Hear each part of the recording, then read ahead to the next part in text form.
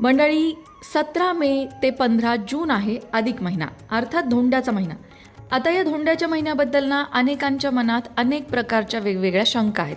जसं की अधिक महिन्यात कोणती शुभकार्य केलेली चालतात, कोणती केलेली चालत नाही, किंवा अधिक महिन्यामध्ये वाढदिवस आलं, श्राद्ध आलं तर काय करायचं, नक्की कोणते व्रतवैकल्य अधिक महिन्यात करावे, कोणती कामं अशी आहेत जी अधिक महिन्यात अजिबात करू नये, या सगळ्या प्रश्नांची उत्तरं या एकाच व्हिडिओत.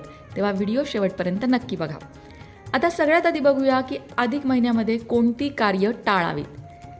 तर सगळी शुभ कार्य जी आहेत ती अधिक महिन्यामध्ये टाळावी. म्हणजे गृहप्रवेश असेल, वास्तुशांती असेल, किंवा लग्न, उपनयन संस्कार, मुंज ज्याला म्हटलं जातं ते सुद्धा अधिक मासामध्ये करू नये. त्याचबरोबर बाळाचं बारसं करणं असेल, तुम्ही नवीन घरात प्रवेश करणार असाल तर ते कार्यसुद्धा एवढा 1 महिना टाळावं असं सांगण्यात आलेलं आहे.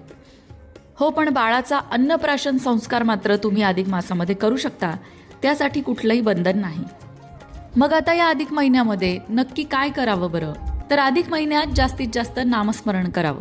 भगवान श्रीहरींचं स्मरण करून त्यांचं जास्तीत जास्त नामस्मरण या अधिक महिन्यामध्ये करावं.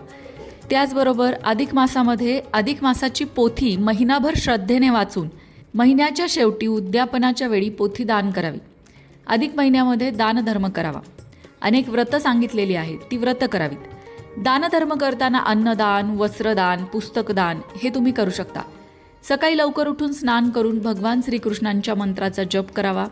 श्रीसूक्त, पुरुषसूक्त, विष्णू सहस्रनाम, हरिवंश पुराण, हरिपाठ, भागवत पुराण अशा सूक्तांचं आणि पुराणांचं वाचन करावं. वाचायला जमत नसेल तर कमीत कमी श्रवण करावं. या महिन्यात शक्यतो अनेक जण एकाच वेळी अन्नग्रहण करण्याचा नियम सुद्धा घेतात, त्याला एकभुक्त राहणं असं म्हणतात. त्याचबरोबर आवळ्याच्या झाडाखाली बसून आवळी भोजन करण्यालाही या महिन्यात महत्त्व आहे. या महिन्यात कोकिळा व्रत केलं जातं. अधिक महिन्यात रोज देवाजवळ दिवा लावावा आणि तो दिवा महिन्याच्या शेवटी सत्पात्र ब्राह्मणाला दान करावा. या महिन्यात एखाद्या आपल्याला आवडणाऱ्या वस्तूचा त्याग करावा. अधिक महिन्यात नारळ, सुपाऱ्या, फळे यासारख्या वस्तू 33च्या पटीत घेऊन दान करतात. त्याचबरोबर या महिन्यात 33 सुवासिनींची ओटी भरणं सुद्धा शुभ मानलं जातं. 33 ब्राह्मणांना भोजन घालणं, 33 मेहुणांना भोजन घालणं अर्थात अन्नदानाचाच हा एक प्रकार आहे. 33 सत्यनारायण करणं अशी अनेक व्रतं केली जातात. आपली परिस्थिती जशी आहे त्याप्रमाणे आपण व्रतवैकल्य करू शकतो. या महिन्यात 33 गरीब गरजू विद्यार्थ्यांना किंवा एखाद्या सामाजिक संस्थेला पैशाच्या रूपात सुद्धा तुम्ही मदत करू शकता. सामाजिक भान ठेवण्याचं सुद्धा एक व्रतच आहे. अधिक महिन्यामध्ये केला जाणारा मुख्य कार्यक्रम म्हणजे लेक जावयाला आमंत्रण दिलं